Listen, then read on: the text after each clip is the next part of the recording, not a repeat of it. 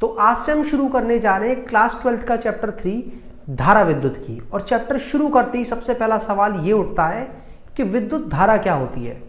तो विद्युत धारा का जो कॉन्सेप्ट है वो तब पिक्चर में आता है जब आवेश गतिमान अवस्था में होता है। तो आप इसकी परिभाषा ये लिख सकते हो कि आवेश की गतिमान अवस्था को हम विद्युत धारा कहते हैं। अब सवाल ये उठता है कि चलिए आवेश के गतिमान होने पर हमें ये तो पता लग गया कि विद्युत धारा है, लेकिन इसका मान किस तरह से निकालें। तो विद्युत धारा का मान निकालने के लिए आपको दो चीजें पता करनी होती हैं। पहली तो ये कि किसी भी बिंदु से या दो बिंदुओं के बीच में कितना आवेश प्रवाह हुआ और वो जो आवेश है उसको प्रवाह होने में समय कितना लगा, और इन दोनों के ही अनुपात से आपको क्या मिल जाएगा, विद्युत धारा का मान। क्योंकि विद्युत धारा आवेश और समय के अनुपात से मिल रही है, तो विद्युत धारा का जो मात्रक है वो भी आवेश और समय के मात्रकों के अनुपात से मिलेगा, कूलाम प्रति सेकंड। क्योंकि प्रत्येक भौतिक राशि के लिए हमने एक ऐसा ही मात्रक भी निर्धारित किया है जो कि किसी भी वैज्ञानिक के सम्मान में रखा जाता है। तो आंद्रे मेरी एम्पियर के सम्मान में वैद्युत धारा का जो ऐसा ही मात्रक है वो है एम्पियर। अब बात करें वैद्युत धारा की दिशा की, तो कोई भी धनावेश जिस दिशा में गति कर रहा होता है वैद्युत धारा उसी दिशा में होती है। जबकि बात करें एक ऋणावेश के लिए, तो जिस दिशा में ऋणावेश गति करेगा विद्युत धारा की दिशा उसके जस्ट विपरीत होगी। अब आपको एक बात ध्यान रखनी है स्टूडेंट्स कि भले ही वैद्युत धारा के पास परिमाण भी होता है और दिशा भी होती है, परंतु इन दोनों के होने के बावजूद विद्युत धारा एक अदिश राशि है। क्योंकि विद्युत धारा के अगर दो मान हैं तो उनको हम सिंपल बीजगणितीय नियमों के द्वारा जोड़ सकते हैं। अब यहाँ पर स्टूडेंट्स एक सवाल उठता है कि चलिए आवेश की गतिमान अवस्था को हम वैद्युत धारा कहते हैं, क्या ये जो बात है वो हमेशा ही सही है? तो उसका जवाब है नहीं। क्योंकि आपने चालकों के बारे में तो पढ़ा ही होगा कि कोई भी चालक जो होता है उनमें धारा का प्रवाह बहुत आसानी के साथ किया जा सकता है, और उसकी वजह क्या है, उनके अंदर उपस्थित मुक्त इलेक्ट्रॉन। और ये जो मुक्त इलेक्ट्रॉन है वो सामान्य अवस्था में भी, सामान्य अवस्था का मतलब कि आपने उस चालक तार को किसी बैटरी से कनेक्ट नहीं किया है, उस अवस्था में भी वो जो मुक्त इलेक्ट्रॉन है सभी दिशाओं में भाग रहे होते हैं। तो अगर आप उस तार की अनुप्रस्थ काट के क्षेत्रफल को देखोगे, किसी भी अनुप्रस्थ काट के क्षेत्रफल को, तो आप क्या देखोगे कि किसी भी समय अंतराल के अंदर जितने इलेक्ट्रॉन दाईं तरफ से बाईं तरफ जा रहे होंगे उतने ही इलेक्ट्रॉन बाईं तरफ से दाईं तरफ आ रहे होंगे। तो उस अनुप्रस्थ काट के क्षेत्रफल से प्रवाहित होने वाला जो नेट आवेश है उसका मान कितना आता है, 0। तो वैद्युत धारा का मान भी कितना आता है, 0। तो ध्यान रहे कि किसी भी तार से या अनुप्रस्थ काट से या किसी भी बिंदु से वैद्युत धारा का मान तब आता है जब उस अनुप्रस्थ काट से या उस बिंदु से कोई भी एक नेट आवेश का प्रवाह होता है। मतलब या तो दाईं तरफ से बाईं तरफ जाने वाला आवेश ज्यादा हो या बाईं तरफ से दाईं तरफ जाने वाला आवेश ज्यादा हो। तो यहां पर आप परिभाषा को थोड़ा सा बदल सकते हो कि किसी भी बिंदु से जब नेट आवेश का प्रवाह होता है तो उस बिंदु से हम क्या कहते हैं कि वैद्युत धारा गुजर रही है। अब चलिए स्टूडेंट्स, हम विद्युत धारा से संबंधित कुछ आंकिक प्रश्न सॉल्व करते हैं।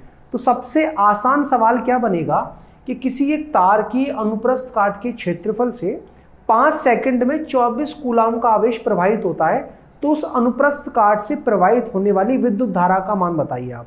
तो मैं आपको बता चुका हूं कि विद्युत धारा का जो मान है वो अनुप्रस्थ काट के क्षेत्रफल से प्रवाहित होने वाले आवेश और उस आवेश के प्रवाहित होने में जो समय लगा है उन दोनों के अनुपात से मिलता है। तो कितना आवेश प्रवाह हुआ है वो हमें बताया गया है 24 कूलाम का, कितने समय में हुआ है वो भी बताया गया है 5 सेकंड के अंदर।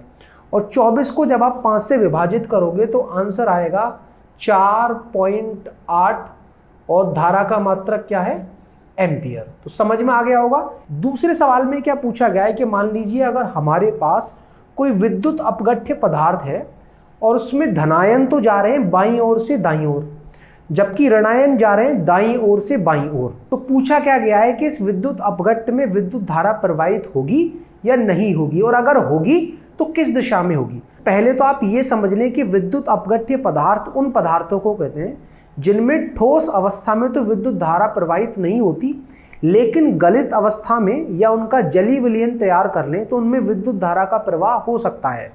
उदाहरण क्या है इनके, नमक, पोटेशियम क्लोराइड इत्यादि।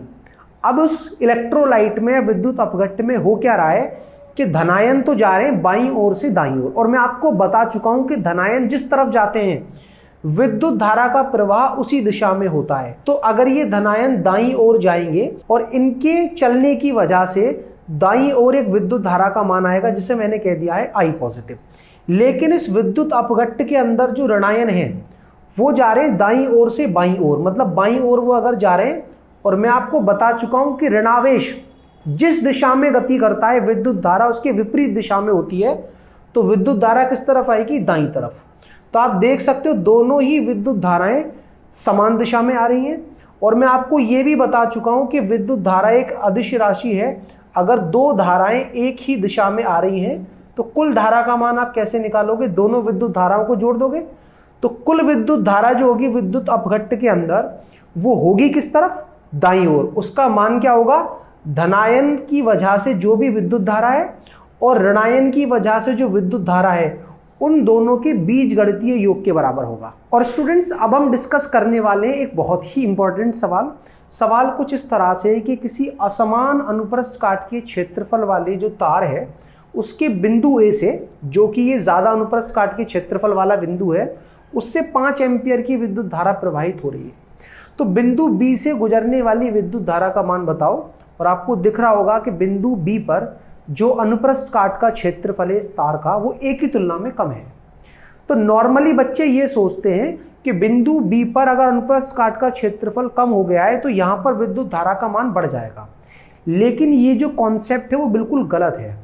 ध्यान रखना कि बिंदु ए से जो विद्युत धारा गुजरेगी वही विद्युत धारा का मान बिंदु बी पर होगा। अब आपका जो तार है उसकी अनुप्रस्थ काट का क्षेत्रफल कैसे भी बदले, एक असमान अनुप्रस्थ काट के क्षेत्रफल वाले तार के अंदर सभी जगह विद्युत धारा का मान समान होता है। बिल्कुल इसी तरह से जैसे मान लो कि आपके घरों में जो टैंक लगा होता है पानी का और फिर उस टैंक से कनेक्ट कर दी जाती है एक टोटी, तो उस टोटी का जो अनुप्रस्थ काट का क्षेत्रफल है वो उस पूरे के पूरे टैंक के अनुप्रस्थ काट के क्षेत्रफल की तुलना में काफी कम है। तो मान लीजिए कि जो टोटी आपने ओपन की वहां से 1 मिनट के अंदर 1 लीटर पानी बाहर निकल करके आया। अब आपसे पूछा जाए कि ऊपर जो टैंक रखा है उससे 1 मिनट में कितना पानी नीचे की तरफ गया होगा, तो उसका जवाब है कि 1 लीटर ही पानी नीचे गया होगा। बिल्कुल सेम कॉन्सेप्ट आपको यहां अप्लाई करना है। तो 1 सेकंड के अंदर जो आवेश प्रवाहित हो रहा होता है उसी को तो हम विद्युत धारा कहते हैं। कैसे कि विद्युत धारा है क्या? आवेश और समय का अनुपात। अगर मैं समय को 1 सेकंड ले लूं तो I किसके बराबर आ जाएगा? Q के। तो आप ये भी कह सकते हो कि एकांक समय के अंदर जो आवेश किसी भी बिंदु से गुजर रहा होता है उसी को हम विद्युत धारा कहते हैं। तो बिंदु ए पर अगर विद्युत धारा का मान 5 एम्पियर है, इसका मतलब ये है कि 5 कूलम का आवेश बिंदु ए से आगे की तरफ बढ़ रहा है। और यहां से अगर मान लो 6 कूलम का आवेश बाहर निकल रहा है तो सवाल ये उठता है कि 1 कूलम का आवेश आया कहां से। और अगर मान लो इस बिंदु से 1 सेकंड के अंदर 4 कूलम का ही आवेश निकला तो सवाल ये उठता है कि 1 कूलम का आवेश कहां गया? वो बीच में ही कहीं रुका होगा। और आवेश अगर बीच में कहीं रुकता है तो एक वैल्यू से ज़्यादा होने पर उस बिंदु पर स्पार्किंग हो जाती है और इस तार में आग लग जाएगी। लेकिन आपने देखा होगा कि अगर आप एक मोटे तार को और एक पतले तार को जोड़ देते हो तो ऐसा कुछ भी नहीं होता कि तार के अंदर आग लग जाए। क्लियर है? तो इसका मतलब क्या है कि अगर यहाँ से 1 सेकंड के अंदर 5 कूलम का आवेश आगे की तरफ बढ़ रहा है तो इस कम अनुप्रस्थ काट के क्षेत्रफल वाले बिंदु से भी 1 सेकंड के अंदर 5 कूलम का ही आवेश बाहर निकल रहा होगा। तो समझ में आ गया कि अगर कोई भी असमान अनुप्रस्थ काट के क्षेत्रफल वाला आपके पास तार है तो उसके सभी बिंदुओं से विद्युत धारा का मान समान होगा। विद्युत धारा का मान अनुप्रस्थ काट के क्षेत्रफल पर निर्भर नहीं करता। ये आपको ध्यान रखना है कि जहां क्षेत्रफल ज्यादा है वहां आवेश अपनी गति को कम कर देगा और जहां क्षेत्रफल कम है वहां वो अपने निकलने की गति को बढ़ा लेगा। लेकिन समान आवेश 1 सेकंड के अंदर दोनों ही बिंदुओं से गुजरेगा। अब हमें ये तो पता लग ही गया कि विद्युत धारा क्या होती है, लेकिन स्टूडेंट्स विद्युत धारा के भी 2 प्रकार के मान निकाले जाते हैं। पहला औसत विद्युत धारा और दूसरा तात्कालिक विद्युत धारा। अब अगर हम ये जानना चाहते हैं कि औसत विद्युत धारा क्या होती है, उस पर आधारित किस तरह के अंकीय प्रश्न हमसे पूछे जा सकते हैं और उनको किस तरह से सॉल्व करना है, वो आप इस वीडियो पर क्लिक कर समझ सकते हो। और अगर आप दूसरे अध्याय स्थिर विद्युत विभव तथा धारिता से संबंधित कुछ भी पढ़ना चाहते हो तो आपके लिए मैंने ये प्लेलिस्ट तैयार की है। इस पर क्लिक कर आप जो टॉपिक चाहो वो पढ़ सकते हो। कुछ ना समझ आए तो कमेंट करके पूछ सकते हो।